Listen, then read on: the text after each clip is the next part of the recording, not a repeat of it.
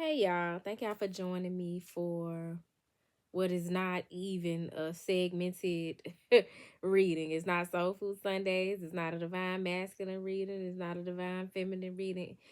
I'm just down here to talk to y'all, tell y'all what I got going on, and some of the downloads that I've been getting. I just got back from a crystal expo, and so I'm motherfucking tired, but I enjoyed myself. I really was looking for some of the rare crystals that I have done a little bit of studying on, but don't typically see in the metaphysical stores, even though they be having some rare ones too. But I've gotten so many at this point, like I'm not really looking for the amethyst and the rose quartz and the labradorite and all of that, because I have some of those. Eventually I'm definitely wanting to invest in bigger pieces, but for right now I'm still kind of intentional about getting smaller pieces to work with for energy healing as well as during meditation. So I ended up walking away with 3 new pieces that I'm gonna tell y'all a little bit about. But yeah, also I just been receiving a lot of downloads about discernment, how important and vital, crucial discernment is, and how for many of us, we are in uncomfortable positions in our life because we lack discernment, or there's something that, like a skill that we need to sharpen um in our lives. And so we're gonna talk a little bit about that too. Shout out to everybody who's applied for the To Thine Own Self Be True cohort 2, as applications are still open. I am recording this on April 18th, and the application closes on the 22nd. So you still got time to apply if you are interested in being a part of the second cohort. I'm so excited to run it back with some new additions, some improvements. Um, but yeah, that's all I can think of in terms of an overview of what I want to say. Oh, shout out to everybody I met at Spirit Fest last weekend. So it was my 3rd year of doing Spirit Fest, and I met a bunch of dope new people, did a shit ton of readings, and shout out to all of the people who came back, and specifically to see me. Like, y'all just the collective, the community is everything. I love y'all for that. I love the way y'all give me my flowers. Um, Me and one of my clients, we had I think it was our 2-year anniversary of meeting at at Spirit Fest a couple years ago. So shout out to her, and also one of the ladies came to my class, because every year I speak at Spirit Fest and also set up as a vendor. And one of the ladies came to my class last year, and I enjoyed her. So she bought some art from me, got a reading. We got a chance to catch up and chop it up and just talk about her journey from the last time we had the class and what we talked about to now. It was dope. So shout out to all of y'all. Shout out to the people who came to my class. The class I did this year was on alchemizing emotion into creative expression, like how we take one of the myriad or the myriad of emotions that we feel and transmute that energy into something that's not only healing to us but also healing to other people, which is a lot of what I do with the art that I create. So that was dope, had a really great turnout, and looking forward to doing it again. I hope it's not another year and a half and that Spirit Fest is going to be returning next year. But anyway, first and foremost, on my list of to-dos is to share with y'all the crystals that I got. So one of them is Creedite, and it's this one right here. And I remembered recently doing bibliomancy in my book of stones that I use for crystal prescriptions and turn into the page that has information on Creedite. And so when I saw it, it was a no-brainer, like, yeah, one of them coming home with me. So this one is the one that really stood out to me. And I'm looking forward to connecting with it, learning more about it, adding it to the collection, and also one of my altar spaces. Creedite is good for, I turn straight to the page, y'all. I'm not bullshitting you. Look at this. I didn't have it like bookmarked or shit, and picked up the book and turned straight to the page. It's good for expansion of awareness, activation of the upper chakras in conjunction with the heart. So, you know, our heart is our centermost chakra. All of the chakras upwards of the heart are considered your upper chakras. The throat is kind of considered central as well, like upper central or whatever. So when you hear higher chakras, people are really mostly referring to the third eye and the crown chakra, and sometimes the throat chakra. So working with Creedite is activating those chakras from the heart up, which all of the chakras energies feed each other. And so um like I said, very much looking to better acquaint myself with the energy of Creedite. It's associated with the third eye, the crown chakra, and the transpersonal and etheric chakra, which are the chakras like outside of the body, the soul star chakra, and so forth, going up the galactic gateway chakra. So it's the 8th through the 14th chakra that it helps you to align with and activate as well. It's good for working with the Akashic records. So if you tapping into your Akash, your past, better understanding the present or your future, and past meaning like not just your past in this lifetime, but other lifetimes, their past lives. Creedite is good to work with in that regard as well. It is a storm element crystal. So most storm element crystals are an element or energy of change. The storms represent change, and for many, swift change. Let's see.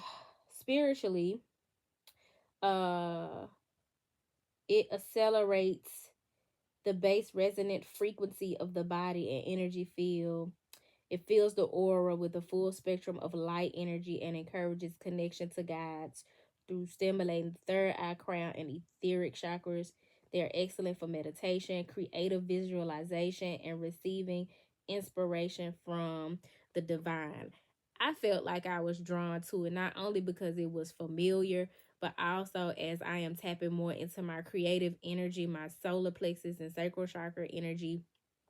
I am drawn to like orange and yellow crystals. So definitely building up my collection of crystals that enhance creative energy, and excited to see how that manifests. Emotionally, Creedite helps one stop identifying with one's emotions and begin identifying with a higher perspective on one's experience. It can aid one in overcoming addiction to dramatic emotional experiences and can help one find an inner place of calm presence. So it's described kind of as one that helps you to ground, um, and be more centered, opposed to being hyper emotional about things and operating from your emotions and seeing things from a higher perspective. So let's say if you're hurt, sad, you're upset about something, um honoring that, but also governing yourself from a space where you're able to see things from a higher perspective, like the source behind the pain, the source of the pain, or what purpose the hurt, pain, sadness serves. If someone is in part responsible for inflicting or contributing to that emotion, being able to see the higher perspective of why they operated the way they did and what part it plays on your journey and things of that nature. So like Creedite is has that energy that helps you to better understand and see things from a higher perspective. The affirmation for Creedite is, I am fully open and in alignment with the realms of spirit. Then the next one, which is on the same page, is Crocoite. It's at the bottom of this second page where Creedite is, right?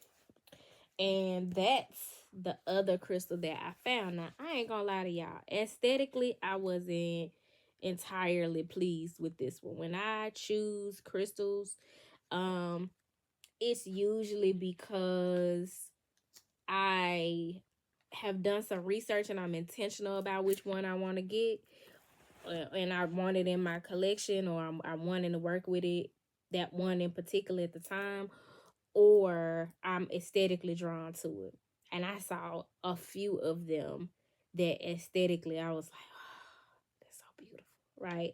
And typically those are ones that if I get it, I get home, I do the research or whatever, it's something I need anyway. Like I fully understand why at that time I was drawn to it, but initially it's because I find it aesthetically pleasing. Like it's pretty. I'm drawn to it because of what I see. It's beauty. Um, but that wasn't the case with this one. With Crocoite, I just was like, if they have, before I went, I said if they have a piece of Crocoite, I'm probably gonna get it, because that's been like coming up for me lately. Just like I said, by way of bibliomancy and studying different crystals, that's one of them that I've been led to here lately, and I haven't been seeing it at other metaphysical stores. As a matter of fact, excuse me, I went to one the other day and they didn't have it. I don't even think they knew what the hell I was talking about. So I was like, if I see it here, it's meant for me to get it today. So Crocoite, its keywords are physical vitality, wisdom of the heart, communion with the divine, passion, love, and enlightenment. It is also a storm crystal, or a part of the storm element, and its chakras is associated with are the roots, the heart, and the crown. So it's literally covering the from the bottom to the top, your first chakra, your central chakra, and your uppermost bodily chakra. Let's see.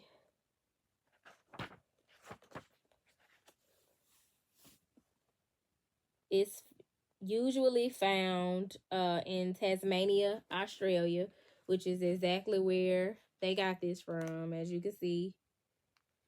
And it's beneficial for making breakthroughs, especially for those whose most passionate pursuit is the realization of enlightenment. This stone activates a harmonic triune vibration of the crown, heart, and root chakras, opening the Kundalini channel and moving one's core energies through it. You know, your Kundalini, that's your creative energy, right? That is stored at the base of your spine. But as you go through a Kundalini awakening or a Kundalini rising, that energy flows up to your crown chakra. And for many of us, that is how we intuit what it is that we're meant to create, whether it's a piece of art, a poem, a song, a relationship, that bright idea that you have. That's how that comes to be. You don't just have it because of your mental faculties. A lot of our creative output and the ideas that we have are downloads, they are channelings, and they come from where our kundalini has been stored at our base, at our root. And so this is good for working with that. um let's see, this powerful opening can catalyze all sorts of quantum leaps in one's consciousness, dispelling old blockages and allowing the full expression of one's spiritual self through the physical body. Crocoite stimulation of the heart chakra floods one's auric field with one might call soul energy, a kind of awareness that is far more spiritually attuned than one's everyday self, but far less detached than one's pure spirit. This energy is what is needed for the compassionate healing of oneself, one's fellow humans, and this planet. And so, in my research of this, I thought not only as someone who works heavily with their creative energy, would it be good for me to work with this, but also as one who does healing work. Now, I do a lot of self healing, and then I help other people with their energy healing as well, be it through tarot reading, sound healing, or whatever we got going on. It could just be us having intimate conversation. And so I was like, yeah, this will be beneficial to work with Crocoite. um it also stimulates fertility in the body as well as one's creative expressions.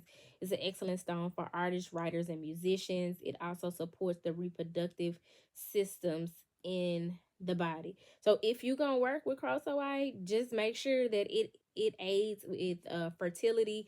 So you want to be careful in terms of, like, if you know you don't want no baby, you better scrap up.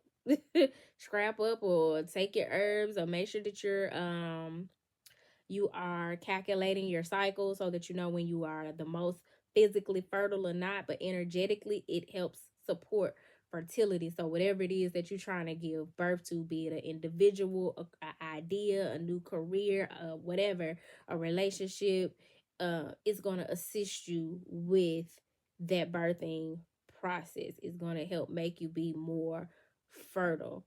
um so spiritually, Crocoite stimulates the crown and third eye, aiding one in connecting with the etheric chakras above the head.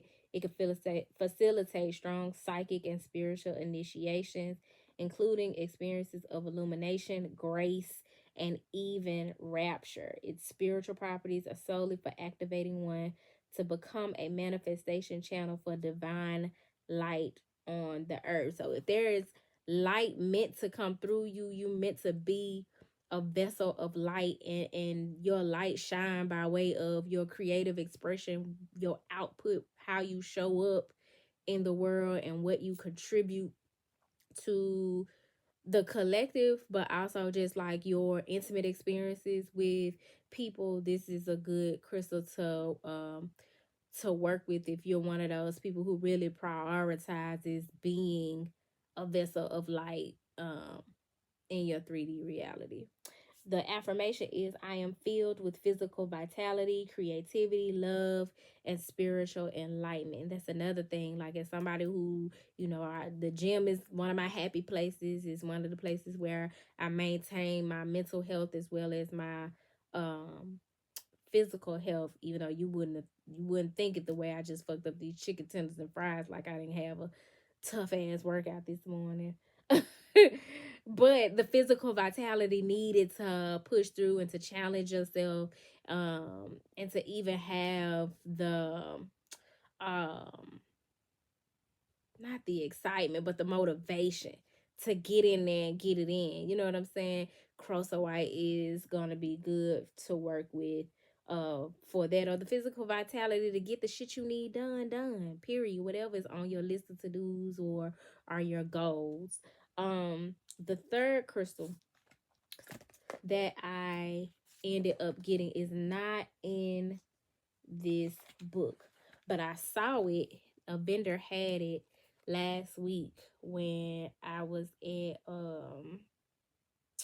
Spirit Fest, and I took a picture of it because I was making a note to look into it and possibly get one at a later date. And I'm glad I waited, because while I was attracted to the piece that I saw, it wasn't enough for me to buy it, right?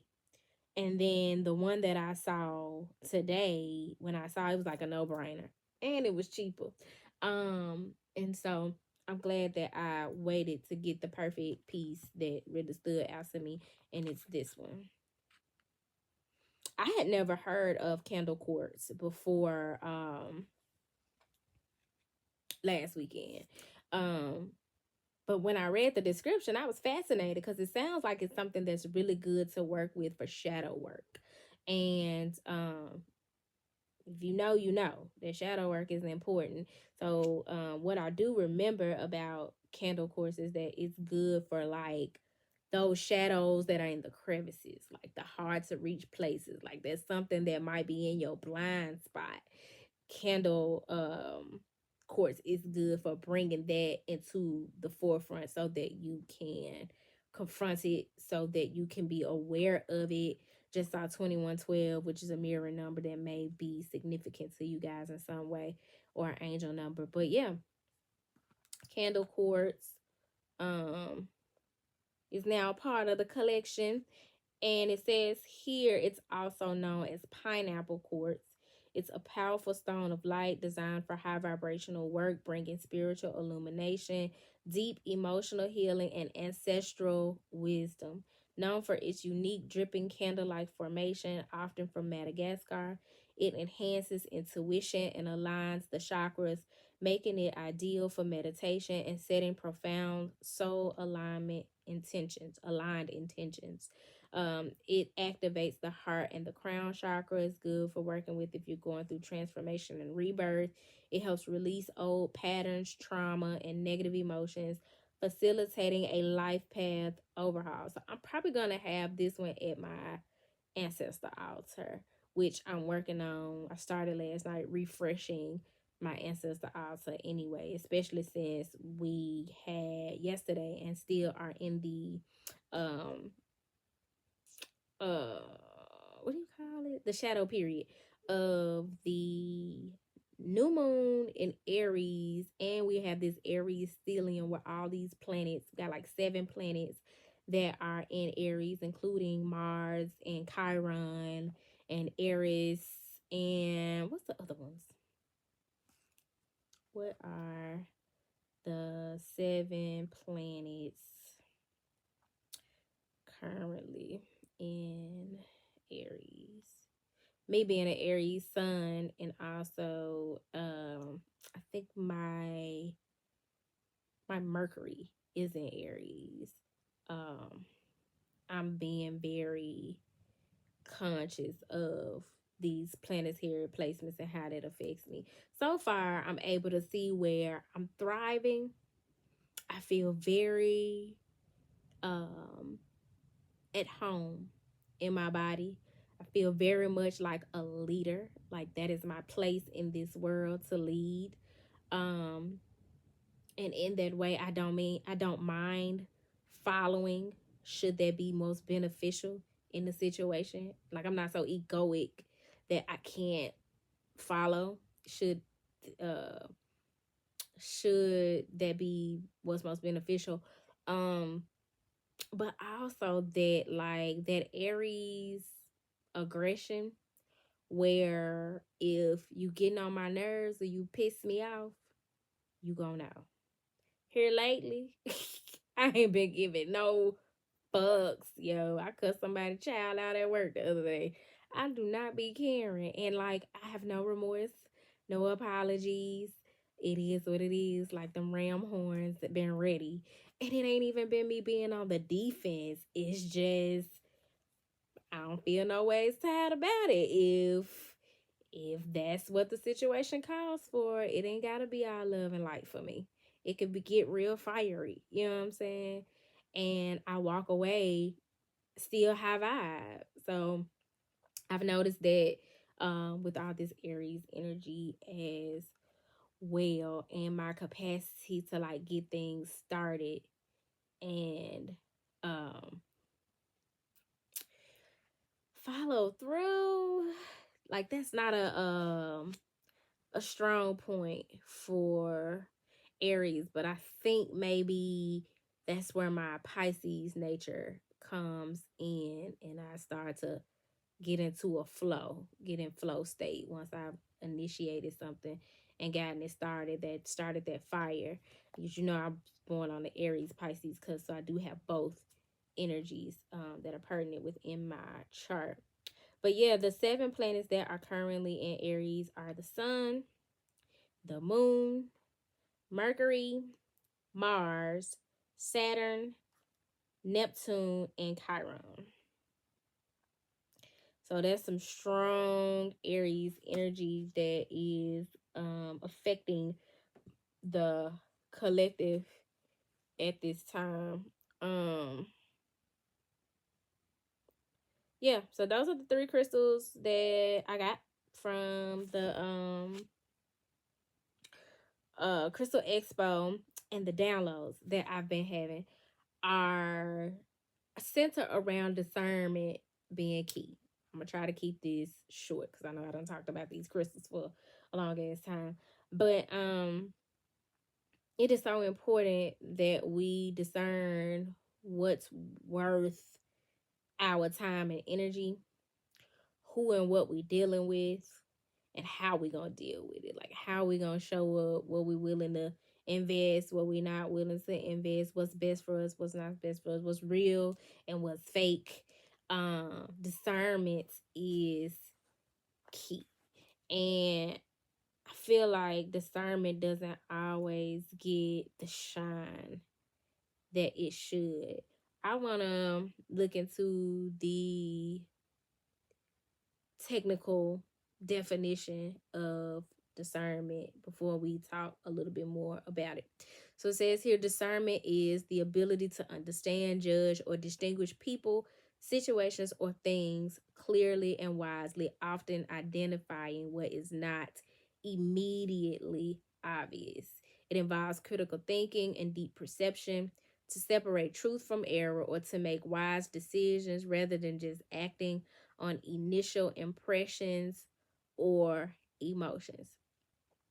As a dominantly feminine being, I look at discernment as kind of a masculine trait.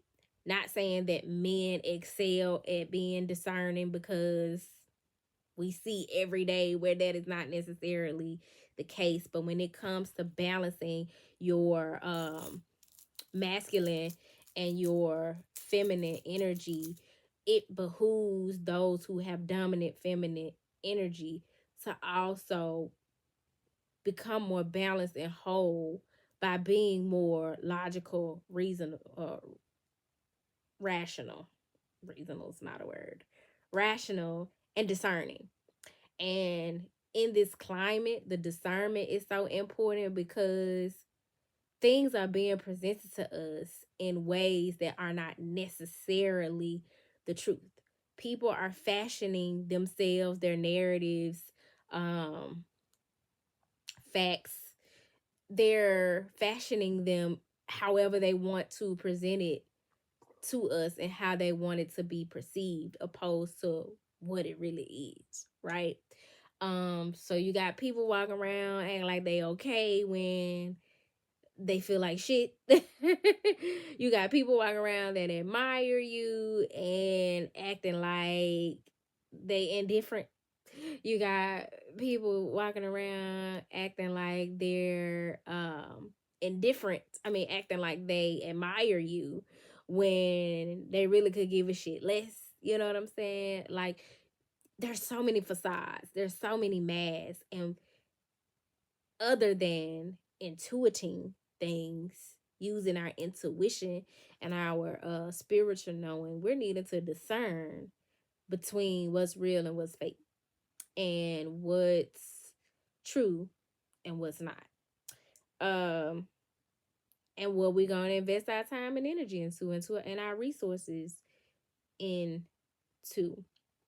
And I came to this understanding about discernment being so important right now, because just in my conversations with people, observation of people, and even, my reflection of myself, that's like been the one key thing, just discerning, like, okay, what's in my best interest in this moment. You know what I'm saying? Is this something where I need to abort mission and dodge a bullet, so to speak? Or am I possibly throwing away the baby with the bathwater? Because you don't want to always abort mission and throw the baby out with the bathwater, especially if there's been some substantial um investment and you can still see some reward.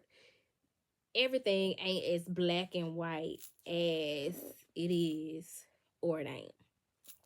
And so we're needed to discern when that's the case and how to show up and how not to show up. We're needing to discern the low hanging fruit from the more valuable fruit. We're needed to discern whether or not, like, when we've invested in things, whether we got return on investment, profitable return on investment, or negative return on investment, because that can happen as well. You get a return, but it ain't what you bargained for, it ain't what you had in mind, and it ain't beneficial. So we needed to discern in that way as well. So I was led to share that with you guys because somebody out there needs to take that into consideration. But I hope this message found y'all well. If it did not find you well, I hope that it leaves you well. Once I can get a bit more settled, I want to start back with the until today daily devotionals. But I am finding that no matter how excited I am about doing segments, um, I'm not your typical YouTuber. Like, I be out in the community. I really be outside. You know what I'm saying? And not knocking nobody who don't be at all. That's not the point I'm trying to make, because everything don't work for everybody. But it's difficult for me to juggle everything that I got going on, especially as it relates to Turquoise Majesty, and fit in being a content creator. You know what I'm saying? And it's not the priority. Like, I want to show up, have the online presence, and communicate information to y'all and connect with y'all and all that. But like, the frequency with which I'm able to do it and maintain the other ways that Turquoise Majesty shows up is just, yeah. So, you know what, y'all? I had closed out the video, but I still had a point I needed to make that I forgot about. So, here we go. So, there's this discerning whether or not you should throw the baby out with the bathwater, so to speak. And if you're dodging a bullet, and whether or not to burn a bridge. You know, they say you shouldn't burn bridges, but the older you get, most people realize some bridges are meant to be burned. You know what I'm saying? Never to be revisited again, because you're not going back over there. You don't need the bridge over there. You'll find another way around to navigate the situation and get to where you need to be. So burning the bridge, especially if you trust the divine, is nothing, right? But ultimately, we're needing to discern where we're needing to put commas, where we're needing to put periods, where we're needing to put exclamation marks, where we're needing to put question marks on some things at the end of some sentences, as it relates to describing situations in our lives. So wanted to make that distinction because that's very much what the sharpening your discernment is all about. These choices that we're making. Discerning what's healthy and what's not. Discerning what's beneficial and what's not. Discerning what's fugazi and fraud and fake and inauthentic and what's not. But also I wanted to pull cards on just what the divine wants us to know as a collective at this time. And so let's see.